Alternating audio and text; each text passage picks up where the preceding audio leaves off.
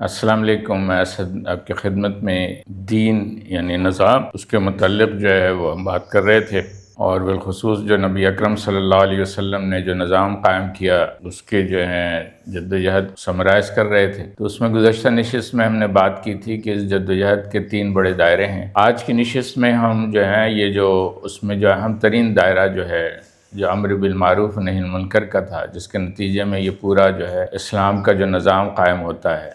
تو اس نظام کے اندر جو ہے مختلف اس کے ذیلی نظام ہیں، اور ہر نظام ایک دوسرے سے پیوستہ ہے، باہم ایک دوسرے سے مربوط ہے۔ یہ ایسا نہیں ہے کہ یہ سارے انڈیپینڈنٹ ہیں، الگ الگ ہیں۔ فی زمانہ بدقسمتی سے ان میں سے کچھ ذیلی نظام کو تو ہم نے اختیار کر لیا اور اس کو ہم سمجھتے ہیں کہ وہ دین ہے، جبکہ وہ دین کا ایک جز ہے، ایک شعبہ ہے، پورا دین نہیں ہے۔ پورا دین یہ ہے کہ تمام شعبہ جات جو ہیں وہ موجود ہوں اور وہ باہم مربوط مل کر کے کام کر رہے ہوں، تو اسی کی بنیاد پر جو ہے وہ اسلام کا صحیح تصور ہمارے سامنے آئے گا، اور اسلامی نظام کے جو فوائد ہیں وہ بھی ہمارے سامنے آئیں گے۔ بس اوقات جو ہم کہتے ہیں نا کہ آج ہم نماز اور روزے کر رہے ہوتے ہیں، حج کر رہے ہوتے ہیں، لیکن ہمیں وہ اسلام کے فائدے نظر نہیں آ رہے۔ تو یہ ایسے ہی ہے کہ کسی بھی مشین کے اگر ایک پارٹ پہ آپ کام کر رہے ہو، وہ پارٹ اپنی جگہ تو بہت اچھا ہے، لیکن اس کا دوسرا پارٹ جو ہے وہ اپنی جگہ کام نہیں کر رہا، فنکشن نہیں کر رہا، تو اس مشین کا پورا سسٹم صحیح کام نہیں کرے گا۔ تو اس میں جو ہے جو اس کے جو اہم ترین ہے، جو اس کی ابتدا ہوتی ہے، جو کہ تبلیغ کے نتیجے میں جو چیز پہلے وجود میں آتی ہے، وہ ایمانیات ہے۔ ایمانیات میں اس چیز کو جو بنیاد بنایا گیا ہے کہ چونکہ اللہ ہی مالک ہے اس پورے کائنات کا، تو بادشاہت اسی کی ہے۔ وَلِلَّهِ مَا فِي السَّمَاوَاتِ وَمَا فِي الْأَرْضِ۔ اللہ ہی جو ہے کے لیے ساری آسمان و زمین ہے، اسی نے ہمیں تخلیق کیا ہے۔ تو یہ اللہ کو ایز اے حاکم تسلیم کرنا، صرف یہ تسلیم کرنا نہ کہ اللہ کوئی وجود رکھتا ہے اور پھر اس کے ہماری زندگی میں معاملات میں کوئی عمل دخل نہ ہو، تو یہ ایمان مکمل نہیں ہے۔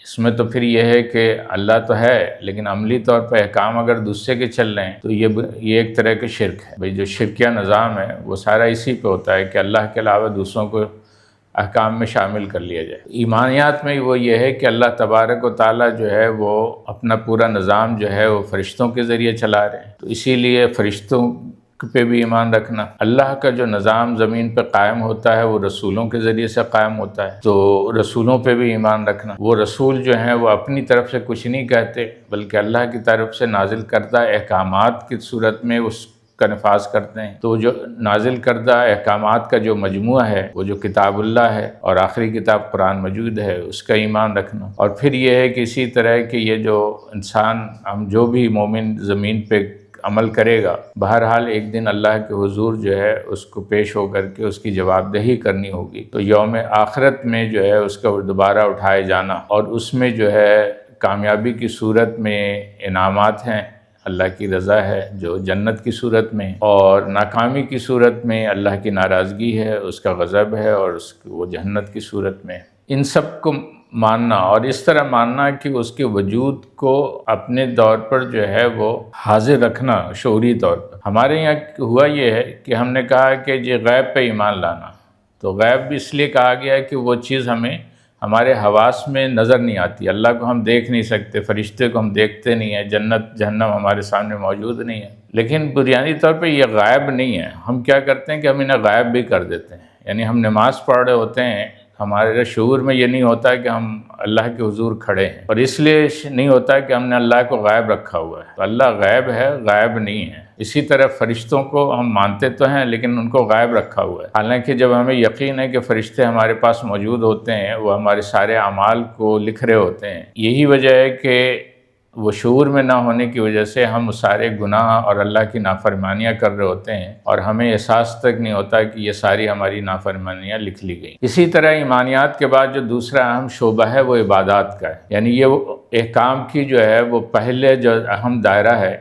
اور وہ اللہ سے براہ راست تعلق رکھتا ہے، میں نماز ہے، روزہ ہے، حج ہے اور زکوٰۃ ہیں۔ اور یہ بنیادی طور پر اس لیے رکھا گیا ہے کہ جس رب کو ہم نے اپنا حاکم و مالک مانا ہے، اس سے براہ راست ہمارا ایک تعلق قائم رہے۔ اور اسی لیے نماز کو سب سے زیادہ اہمیت دی گئی ہے کہ دن میں 5 وقت بار بار جو ہے اللہ سے جڑنا اور اس سے تعلق قائم رکھنا، اور اس تعلق کے نتیجے میں اپنے اندر جو ہے جواب دہی کا احساس، اپنی ذمہ داری کا کہ ہم جس طرح نماز میں اللہ کا حکم مان رہے ہیں، کیا عملی زندگی میں ہم اس حکم کو مان رہے ہیں یا نہیں مان رہے ہیں۔ اگر یہ جذبہ نہیں ہے تو اس کا مطلب یہ ہے کہ ہماری نماز، ہمارا روزہ، ہمارا حج سب ایک رسمی طور پہ ہو رہا ہے۔ اسی طرح ایک تیسرا جو اہم شعبہ ہے وہ ہماری معاشرت ہے، عائلی نظام ہے، جو خاندان اور رشتہ داریاں ہیں۔ یہ بنیاد اس کی جو ہے وہ نکاح پر ہے۔ اسلام میں جو خاندانی نظام ہے وہ نکاح پہ ہے۔ اس زمین پہ جو سب سے پہلا رشتہ جو قائم ہوا تھا وہ نکاح کے ذریعے حضرت آدم و حوا کا ہوا۔ اسی رشتے سے پھر ماں باپ وجود میں آتے ہیں۔ یہ اور بات ہے کہ ماں باپ کا جو رشتہ ہے وہ تمام رشتوں پہ فضیلت رکھتا ہے۔ جس طرح کائنات میں جو ہے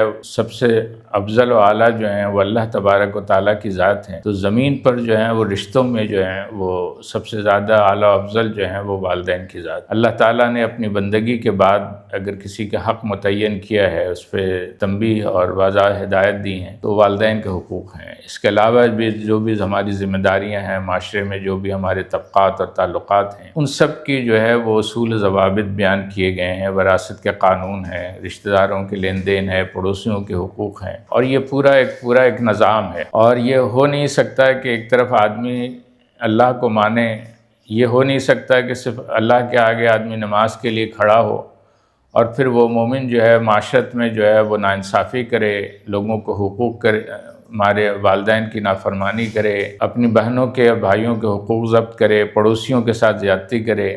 لیکن آج ہمارے معاشرے میں عملاً کیا صورتحال ہے، اس کے باوجود کہ ہم پورے دعوے سے اپنے آپ کو مسلمان کہتے ہیں۔ اسی طرح یہ جو معاشرت کے جو پورے جو سرکل ہے، جو پورا معاملات چل رہا ہوتا ہے، یہ جو ہے معاش کے ذریعے چل رہا ہوتا ہے۔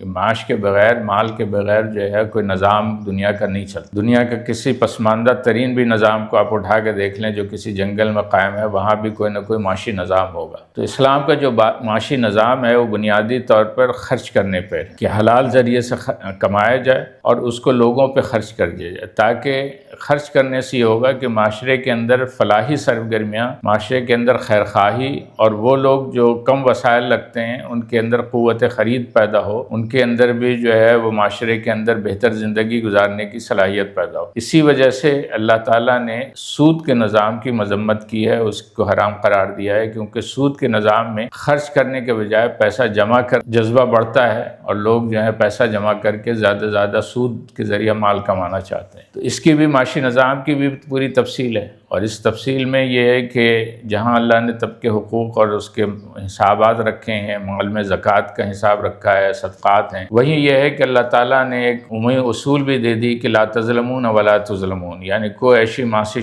سرگرمیاں، کوئی ایسے معاہدات نہیں کیے جائیں گے جس سے ظلم کا، چاہے وہ لینے والا ہو یا دینے والا ہو، کسی پہ بھی جو ہے وہ ظلم نہ ہو۔ اسی لیے کہا گیا ہے کہ جو بھی لین دین کیا کرو اس کو لکھ لیا کرو، لکھنے کی تاکید کی گئی۔ یہ سارے شعبے جو اس وقت تک قائم نہیں رہ سکتے جب تک کہ اس کے اندر جو ہے عدالتی نظام مستحکم نہ ہو، اور عدالتی نظام سے مراد صرف وہ نہیں ہے جو ایک عدالت کے اسٹرکچر ہوں کہ مختلف سطح پہ عدالتی ادارے موجود ہیں، بلکہ ہر مومن کو خود اسلام نے اکاؤنٹیبل قرار دیا ہے، اور کہا گیا ہے کہ حاسبوا قبل ان تحاسبوا، یعنی اپنا محاسبہ کرو اور اس سے پہلے کہ تمہارا محاسبہ ہو۔ مسئلہ یہ ہے کہ ہم دوسروں کے لیے تو عدالت قائم کر لیتے ہیں، منصف جج بن جاتے ہیں، اور اپنے لیے جو ہے وہ اپنے آپ کو آزاد رکھتے ہیں، اپنے آپ کو حق پہ سمجھ کرتے ہیں، جبکہ اسلام کا عدالتی نظام اپنی ذات سے، اپنے محاسبے سے شروع ہوتا ہے۔ اور یہ سارے نظام جو ہیں وہ اس وقت تک نہیں چل سکتے جب تک کہ اس کو چلانے کا ایک نظام نہ ہو، ایک میکنزم نہ ہو۔ تو جو چلانے کا نظام ہوتا ہے اس کو سیاست کہتے ہیں، سیاسی نظام۔ ہمارے یہاں یہ جو مذہبی طبقے کا کچھ جو ہیں وہ صوفیوں ٹائپ کے لوگوں نے کہہ دیا کہ اسلام کا سیاست سے کیا تعلق، تو ان کو پتہ ہونا چاہیے کہ سیاست کا جو لفظ ہے وہ عربی لفظ سوس سے بنا ہے، جس کا مطلب ہے کہ دیکھ بھال کرنا، نگرانی کرنا۔ یعنی اسلام کا جو سیاسی نظام ہے وہ بنیادی طور پر قوم کی، عوام کی اور امت کی دیکھ بھال ہے، ان کی بہتری کی جدوجہد ہے، اور یہی جو ہے پورے نظام کو، چاہے وہ عدالتی ہوں، معاشرتی ہوں، عبادات ہوں، یہ سارے معاملات کو وہ دیکھتا ہے، اس کے خیال کرتا ہے۔ اور یہ سارے نظام اس وقت تک بہترین صورت پہ قائم نہیں رہ سکتے جب تک کہ اخلاقیات کا نظام نہ ہو۔ اسلام کا پورا ایک اخلاقی نظام ہے، اگر اخلاقیات نہ ہو نماز جو ہیں وہ ریا بن جائیں گی، اگر اخلاقیات نہ ہو تو معاشرتی تعلقات جو ہیں وہ مفادات پہ منتج ہو جائیں گے، اگر اخلاقیات نہ ہو تو وہ سیاسی مفادات جنم لیتے ہیں جو ہمارے ملک میں رائج ہیں۔ تو بنیادی طور پر یہ اسلام کا جو دین کا نظام ہے، اس کو جو ہے وہ میں نے ایک جامع انداز میں آپ کو بیان کر دیا ہے۔ ظاہر ہے اس کے پورے اصول ضوابط ہیں، اس کے پورے قانون ہیں جو قرآن و سنت کی صورت میں ہمارے درمیان موجود ہے۔ ظاہر ہے کہ اس کی تفصیلات کا یہاں موقع نہیں ہے، لیکن یہ ہے کہ جب وہ اسلام اپنے پوری شرح کے ساتھ قرآن و سنت کی بنیاد پر قائم ہوگا تو یہ تمام شعبہ جات جو ہیں اللہ کی حاکمیت، اللہ کے حکم کے مطابق اور نبی اکرم صلی اللہ علیہ وسلم کے طریقے اور بتائے ہوئے فرمان کے مطابق جو ہیں وہ نافذ ہوں گے۔ اور حقیقت یہ ہے کہ اللہ تعالی ہمیں امت مسلمہ کو توفیق دے کہ ہم اس کے قائم کرنے والے بنیں، اور یہ نہ ہونے ہی کی وجہ سے آج مسلم معاشرہ جو ہے انتشار کا شکار ہے۔ اپنا خیال رکھیے گا، آج یہیں تک رکھتے ہیں، پھر انشاءاللہ ملاقات ہوگی۔ والسلام علیکم ورحمۃ اللہ وبرکاتہ۔